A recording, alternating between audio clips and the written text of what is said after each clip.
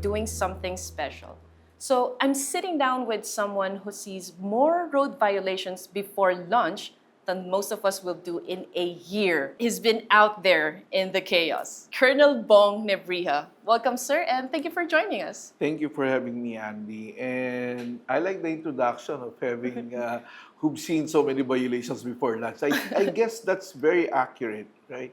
With my team now, actually, we're apprehending in one sweep, 140 apprehensions.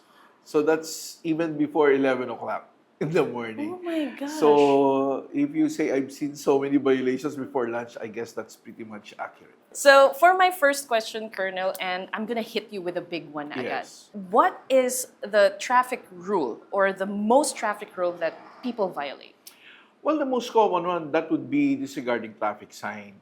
Traffic signs are actually, we have the traffic lights, we have the traffic signs that you can see on the sides of the streets, and you have the pavement markings. All of this can constitute the violation. So for example, if you beat the red light, so that's passing through red light, then the second offense would be disregarding traffic sign.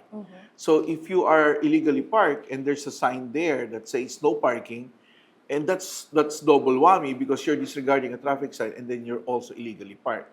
Same thing if you are on the road, then you try to overtake on a solid yellow line and an enforcer catch you, and that will also constitute a disregarding traffic sign for pavement markings and reckless violation also, right? Oh. So most common of the disregarding traffic signs aside from illegal parking are the pedestrian lanes. So if you could see, many of the motorcycle riders nowadays, they treat the pedestrian lanes as stop lines. No, the stop lines is before the pedestrian lanes.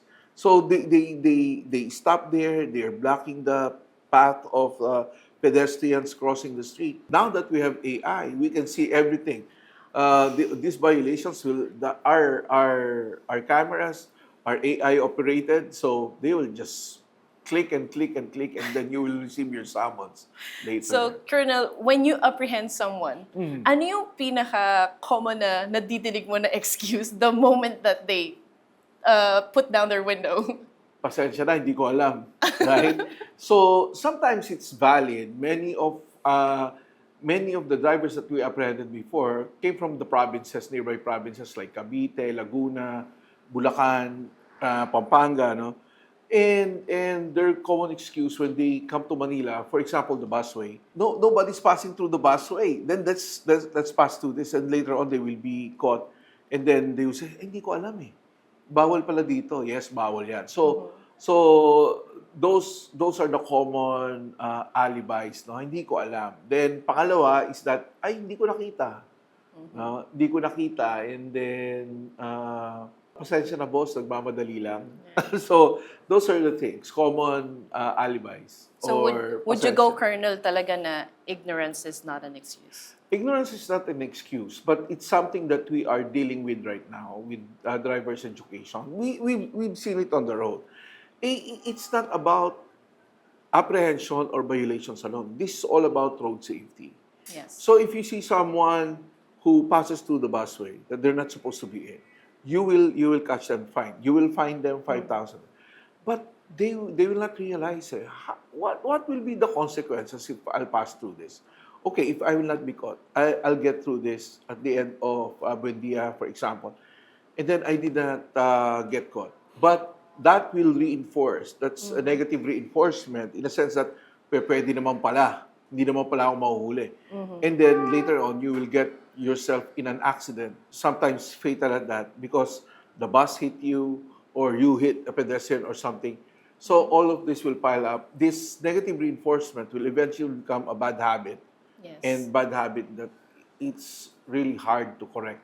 So, having said that, Colonel, I have another question. Let's talk about the yellow box. Yellow box. Why do people block it? What do you think? Well, like what I've said, so many people are always in a hurry, right?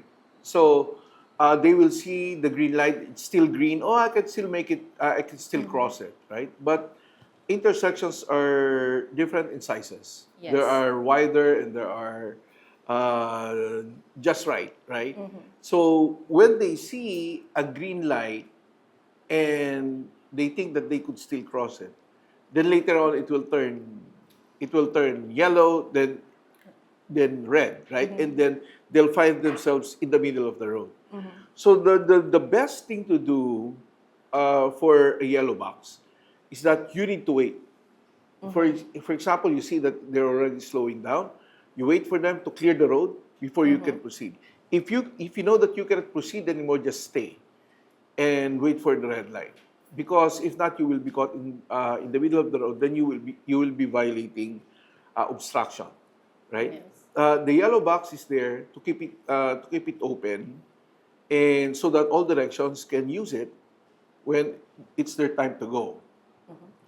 So why most drivers violate it or riders violate it?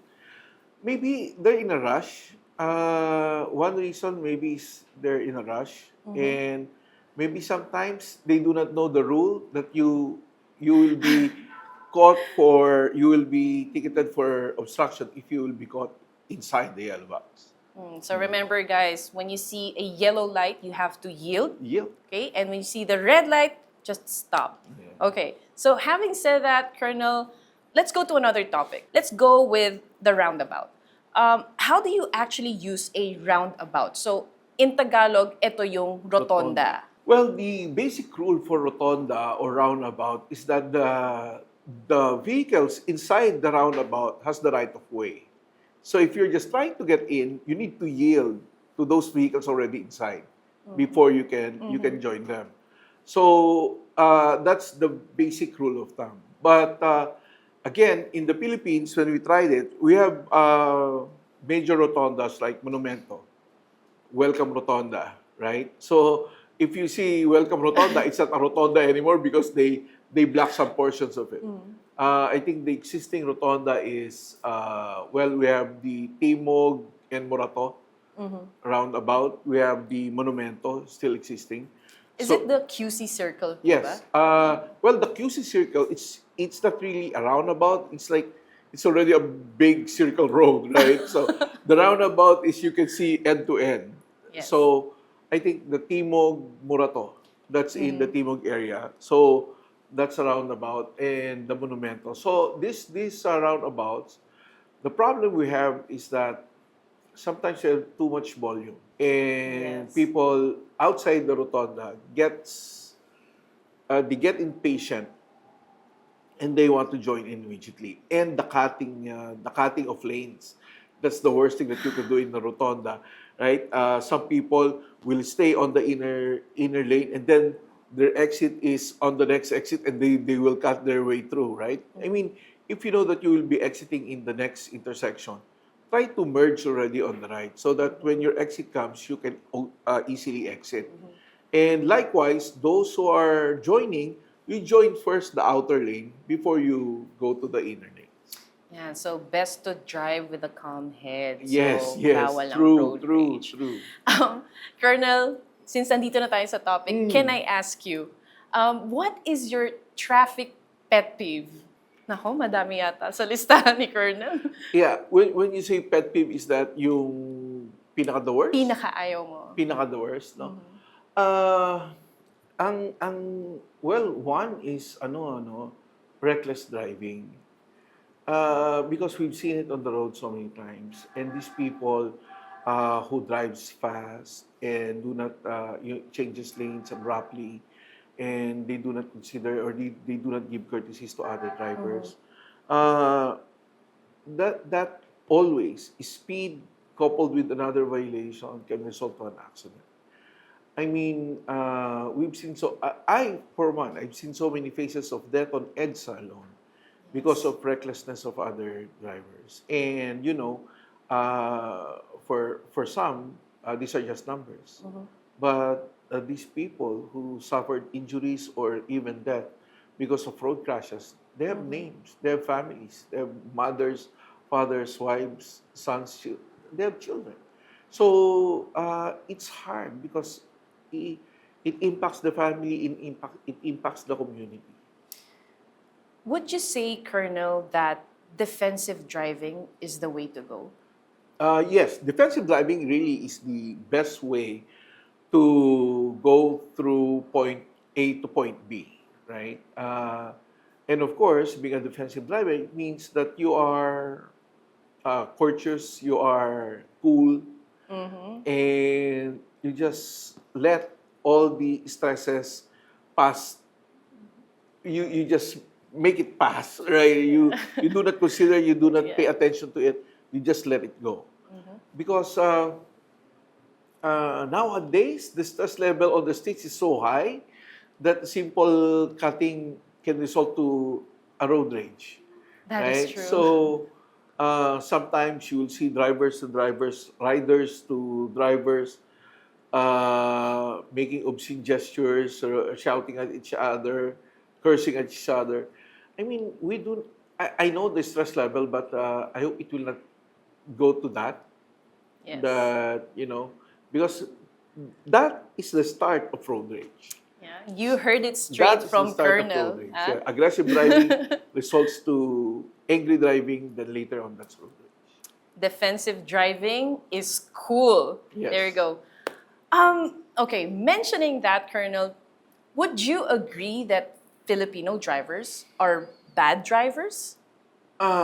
Not really bad drivers. There are so many who are good drivers, right? But the thing is, sometimes, for example, taking a training, taking a driver's education before getting a license, sometimes it becomes an option, Yes. right? So they think that madali lang yan.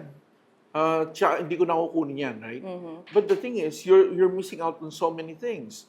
Rules of the road, road courtesies, right? You're missing on all these things. And then you will go to the road, all you know, the only thing that you know is to drive. You do not know how to yield, you do not know how to stop, you do not know how to follow regulations, and you do not even know how to give courtesies.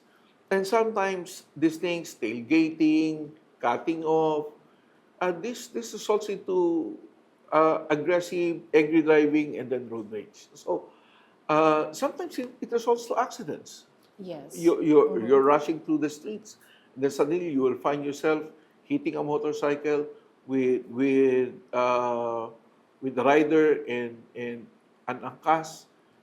I mean, it results to accidents, injuries, and even death. And that's something we need to avoid on the streets. Exactly. What do you think, Colonel, is like the root cause of our problem today? I think this is not an isolated case. I mean, you can also see this in some Southeast Asian countries. But I think education is the problem. Yeah, that's the is solution problem, for yes. it. Yes. I think we need to train our drivers. We need to train our riders. I mean, we need to update ourselves, right? Even though I got my license in 1993. And when I was assigned to the traffic education division, I said, wow, Yeah. so many things to learn still. And the dynamics on the road is so different than before. And right now, we have so many motorcycles. I mean, I was just looking at the volume count yesterday. Motorcycles is 1.8 million. And the vehicles is only what, 1.5? So the number of motorcycles have already surpassed the numbers of four wheels.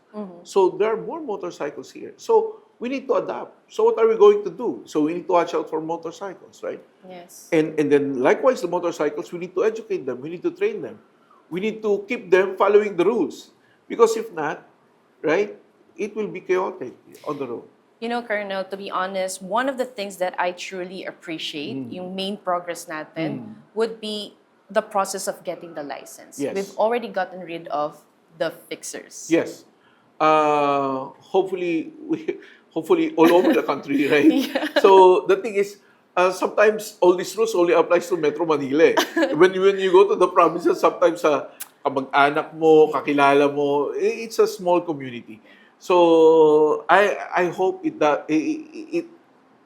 not like that, right? But we came out already with robust policies to prevent fixers, right?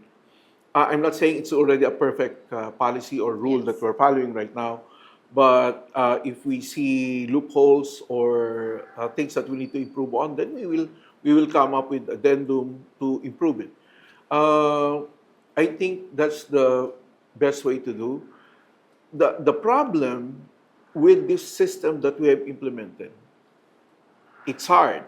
It's hard to take the exam. It's hard to take the driver's education, the exam to go through it. Because of this robustness of the policy that we've created in taking the license to make sure that only qualified and competent drivers will be driving on our roads. The problem is many of our drivers are not getting licenses anymore. So it's becoming prevalent in our apprehensions that when we see riders riding on, with dress code violations, not wearing helmets and all that, most of the time when you apprehend them, if you ask them for a license, they do not know. They do not have, I mean. They do not have a license. The reason behind their violations is precisely because they do not know the law. Because they did Yes. not go through the process of getting a license. So when you apprehend them, Colonel, and they don't have a license, automatic impound na yun, no? Impounded yon, then impounded yung vehicle, no? Then the only person who can get it is that a licensed individual, nakakilala niya, pwedeng kunin yan after paying the fees, right? Yun ang nagiging problema natin. But we cannot, can you imagine, naka-helmet, nakasapatos, you will not apprehend this. No violation. But sometimes, these people who are following the rules, if you ask for a license, they do not have a license. Colonel, So- since we're already on this topic, I just have one question. What about those e-bikes na medyo tumataas talaga yung Yes. numbers nila on the road? Well, e-bikes is part of the EBIDA law. So we're trying to push for electric vehicles and e-bikes are part of it. So the problem is with e-bikes, it's supposed to be a recreational vehicle. Sa village, palabas ka, gumamit ka ng e-bike, then you can take a cab outside your village, and then when you come back, you take your e-bikes again going home. I think that was the concept before. Even the what we call the e-trikes, so electric tricycles, right? I suppose that these kind of vehicles were manufactured or were released in the market to help out our senior citizens in going to, to improve their mobility, right? But never to use it as public conveyance. Because we've seen, not even 18 years old, driving an electric tricycle, conveying Underage. passengers from markets to their point of destinations. I mean, there are times that we see unqualified drivers driving an e-trike, ferrying students to school. I mean, how dangerous could that be? That you Yes. are riding your e-trikes on a main thoroughfare with vehicles double the speed that you have, Yeah. double the size of what you have, and with outer shells. Ikaw wala eh. So, I mean, man-nudge ka Masagi lang, ka lang. man-nudge ka lang ng konti, you might, Tumble na. you might crash. And that's the thing.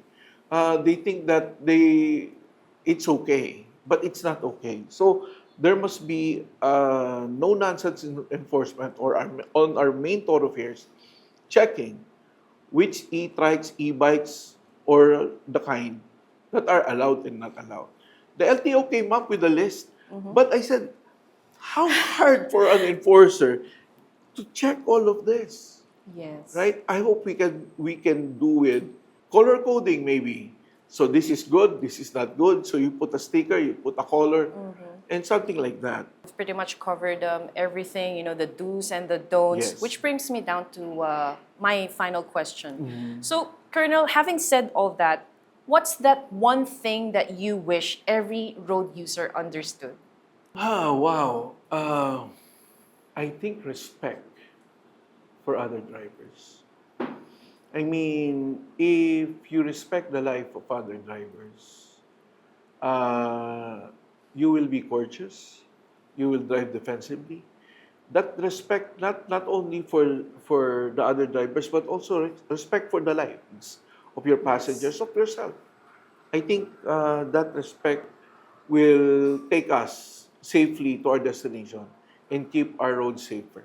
Because sometimes we think that, okay lang yan, yung okay lang yan. That's the thing, right? I when I apprehend riders with no helmets, I ask them, ba't wala kang helmet? Sir, dyan lang ako. I even created Yeah. Facebook page on dyan lang ako gang or dilag, right? Because Oh. most of the reasons of these riders not wearing helmets, wearing sleepers, is that, sir, dyan lang ako eh. Right? I always tell them, yung kakadyan at dyan lang ako, dyan di kayo madidisgrasya. They totally do not have respect for life. They totally do not have respect for safety.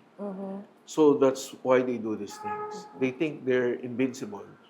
That will not catch me. But that's wrong.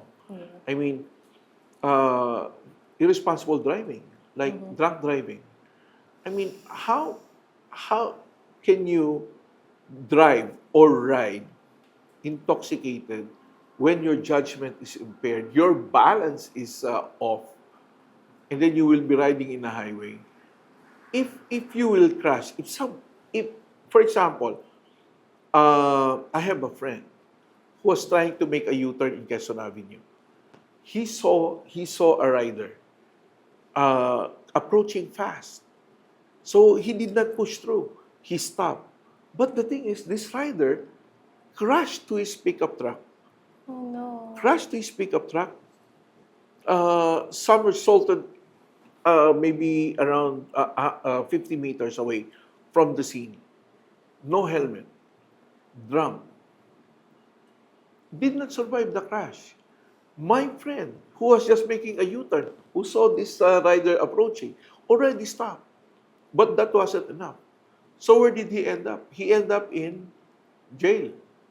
Reckless imprudence resulting to homicide.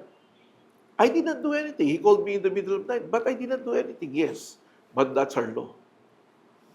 So you need, and that was midnight of Friday, and he needed to wait Until inside the jail Monday. until Monday to bail out. Oh no. So, I mean, you did everything right.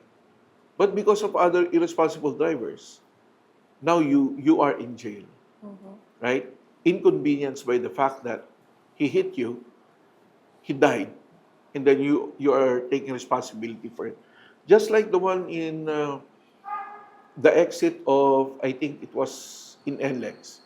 This guy was just trying to make his way out of the NLEX, and then a motorcycle rider approached him in the opposite direction, which is not supposed to be, and then hit him. Same thing. The rider died, the driver was put into jail. The thing is, that's our law. Yes. And if we have so many irresponsible drivers, maybe we will be finding responsible drivers in jail because they hit us for their irresponsible driving, drunk, no helmets and all that. And then we will suffer the same thing. So now we have two families suffering for maybe at least for the weekend.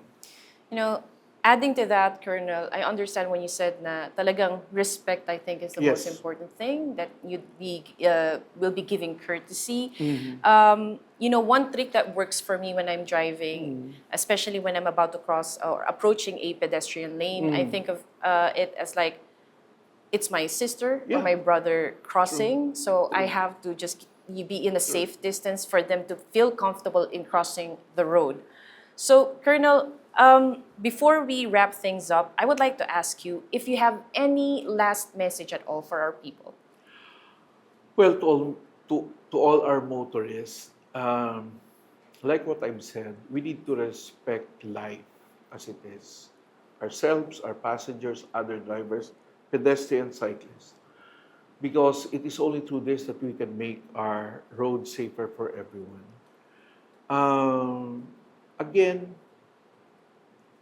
road safety is a shared responsibility.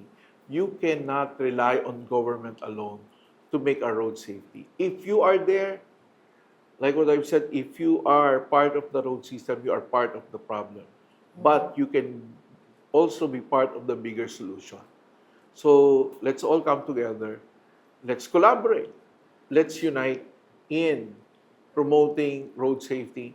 And I hope those who are listening right now, you will be my cadres already in telling your friends, in telling your relatives, in telling your loved ones that, hey, we need to be safe on the road. Thank you so much for Yes. that, Colonel Bong Nebriha. And Salamat. thank you so much for taking the time and Yes. joining us and to the Yes. rest of MMDA. Thank you. Thank you for so having much. me.